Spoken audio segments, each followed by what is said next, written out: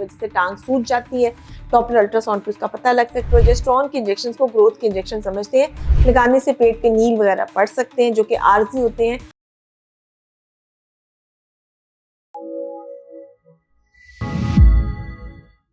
अस्सलाम वालेकुम। बात करेंगे आज क्लेक्सिन के हवाले से।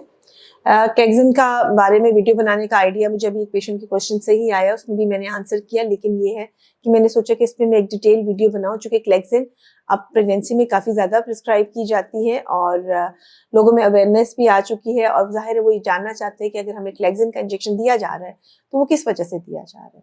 ठीक है, सो पहले हम बात करते हैं कि क्लेक्सिन होती क्या है। क्लेक्सिन बेसिकली एक इंजेक्शन है जो कि आपके खून को पतला करता है। ठीक है, जब वो खून को पतला कर देता है तो उसके मल्टीपल बेनिफिट्स होते हैं, यानी खून जमता नहीं है जल्दी, तो उसके कुछ फवाइद होते हैं जो कि हम लेना चाह रहे होते हैं। इसके इंडिकेशंस क्या क्या है, किस किस सूरत हाल में हमल के दौरान ये हम इंजेक्शंस लगाते हैं। हमल के अलावा हम सर्जरीज के बाद भी इसको यूज करते हैं, हम डिलीवरीज के बाद भी इसको यूज करते हैं, आम लाइफ में भी लोग इसको यूज करें। सो उसकी तो बहुत ज्यादा इंडिकेशंस है, लेकिन प्रेगनेंसी में हम इसको कब कब यूज करते हैं। तो अगर मैं मोटी मोटी 3 से 4 इंडिकेशंस की बात करूं, तो नंबर 1 इंडिकेशन जिसके लिए मैं इसको कॉमनली यूज करती हूँ वो नंबर 1 है, अगर किसी के बहुत ज्यादा हमल पहले जाया हुए, स्पेसिफिकली मिड ट्राइमेस्टर में जाके, जैसे बच्चे की हार्ट बीट का खत्म हो जाना, या जैसे कि मिसकैरेजेस हो जाना कि पहले हार्ट बीट आ गई थी और फिर चलते चलते प्रेगनेंसी आगे नहीं चली और फिर हार्ट बीट बंद हो गई। सिमिलरली वो पेशेंट जिनमें सडन बच्चे की डेथ होती है और आपको रीजंस नहीं पता होते, ब्लड प्रेशर भी नहीं था, शुगर भी नहीं था, सब कुछ ठीक चल रहा था, उनमें प्रॉब्लम्स आ जाती है। जिनमें बच्चे की ग्रोथ की इश्यूज बहुत ज्यादा आना शुरू होती है, पहले शुरू में तो ठीक ग्रो करा था, 26-27 हफ्ते के बाद ग्रोथ रुक गई और 30-31 हफ्ते तक जाते जाते बच्चा जो है वो नहीं आगे ग्रो कर सका, नहीं सर्वाइव कर सका, वो भी एक इंडिकेशन है क्लेक्सिन की।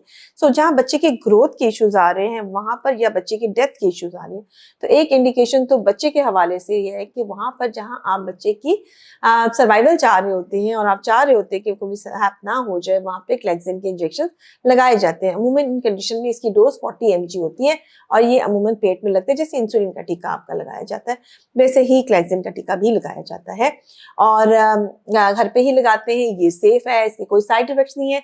लगाने से पेट पे नील वगैरह पड़ सकते हैं जो कि आर्जी होते हैं, कोई ऐसा इसका साइड इफेक्ट नहीं है जिसकी वजह से आप परेशान हो जाए और आप घबरा के इसको छोड़ दें। ठीक है, इसके अगर आप इसी डोज पे रहते हैं तो हम इस डोज पे बात करते हैं। इसको लोग हम हमेशा दूसरी वाले इंजेक्शन, जो प्रोजेस्टेरॉन के इंजेक्शन को ग्रोथ के इंजेक्शन समझते हैं, वो ग्रोथ के नहीं होते। मैं क्लेक्सिन के इंजेक्शन को कहती हूँ कि हाँ ये ग्रोथ के इंजेक्शन है। अच्छा, इसका इफेक्ट 24 घंटे में खत्म हो जाता है, तो जो लोग हफ्ते में एक दफा लगवाते हैं उसको कोई ज्यादा फायदा उनको नहीं हो रहा होता, तो अमूमन या डेली या ऑल्टरनेट डेज पे ही इसका फायदा हो रहा होता है, प्रेफरेबली डेली लगाया जाता है।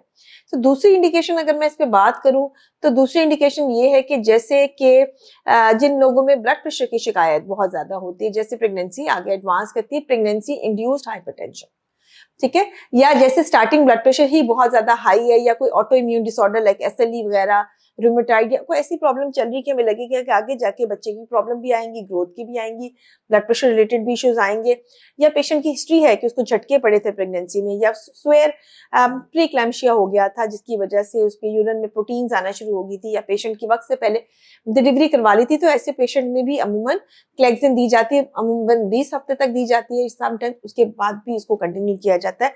इन कॉम्बिनेशन विद लोप्रिन ये मेडिसिन दी जाती है।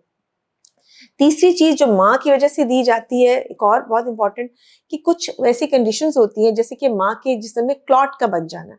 अब प्रेगनेंसी को अगर हम समझे ना, तो इसमें कोएगुलेशन बढ़ती है, हाइपर कोएगुलेबल स्टेट है, यानी कि कोएगुलेशन बढ़ जाती है। तो क्या होता है कि एक औरत जो वैसे ठीक चल रही थी, लेकिन प्रेगनेंसी होने के बाद उसके अंदर बॉडी में क्लॉट बनने का खदशा ज्यादा होता है, और ऐसे पेशेंट्स होते भी हैं कि जिनमें क्लॉट बन जाता है जिसकी वजह से टांग सूज जाती है। डॉप्लर अल्ट्रासाउंड पे उसका पता लग सकता है, और बहुत खतरनाक सिचुएशन में वो क्लॉट वहां से मूव करके आपके लंग्स में भी जा सकता है और जानलेवा साबित हो सकता है। अगर तो ऐसी हिस्ट्री नहीं है और सिर्फ रिस्क फैक्टर्स हैं, तो उनको लो डोज क्लेक्सिन हम स्टार्ट करते हैं। जैसे वेट बहुत ज्यादा है, या अगर आपकी प्रेगनेंसी में कोई सर्जरी हो गई है और आप बिल्कुल बेड पे चले गए, एक रिस्क फैक्टर ऐड हो गया है, ठीक है, उनमें तो आप इसको प्रोफाइलेक्टिक डोज पे स्टार्ट कर देते हैं। और फिर एक वो कंडीशन होती है जिसमें ऑलरेडी एक मरीज है जिसकी जिंदगी में ये वाकया हुआ हुआ है, या उसकी प्रेगनेंसी में पिछली में ऐसा वाकया हुआ हुआ है और वो दोबारा से प्रेग्नेंट हो गई है, तो उस सूरत हाल में हम क्या करते हैं कि इनको हाई डोज में यूजुअली 60 mg 80 mg के ऊपर स्टार्ट करवाते हैं। और बाज़ दफ़ा ये ऐसे पेशेंट्स भी आते हैं जिनमें एक्टिव इशू चल रहा होता है, तो उसमें फिर इससे भी ज़्यादा डोज कैलकुलेट की जाती है। ज़्यादा डोजेस के बारे में ये प्रॉब्लम आती है, जब ज़्यादा डोजेस आती हैं तो हैवी, यानी ज़्यादा डोजेस से मुराद है मतलब हैवी डोज जब हम देते हैं तो ब्लीडिंग होने का डर होता है। जब भी आपको ब्लड थिनर दे रहे होते हैं तो वो क्या प्रॉब्लम क्रिएट कर सकती है, वो ब्लीडिंग कॉज कर सकती है। वो ब्लीडिंग आपके वजाइना के थ्रू भी हो सकती है, वो आपकी ब्लीडिंग किसी और जैसे नाक के थ्रू, गम्स के थ्रू, नील भी पड़ सकते हैं। तो ये इसकी बेसिक कॉम्प्लिकेशंस है। एक और बात जो यहाँ याद रखने वाली है कि जब आपका मरीज क्लेक्सिन पे होता है तो आपने उसकी प्रेगनेंसी या डिलीवरी जो होती है उसको बड़ा प्लान करके लेके चलना होता है। अब ये नहीं होता कि आप उसको क्लेक्सिन पे छोड़ दें कि अच्छा जब लेबर पेन्स आएंगे तो आ जाना, ऐसा नहीं होता।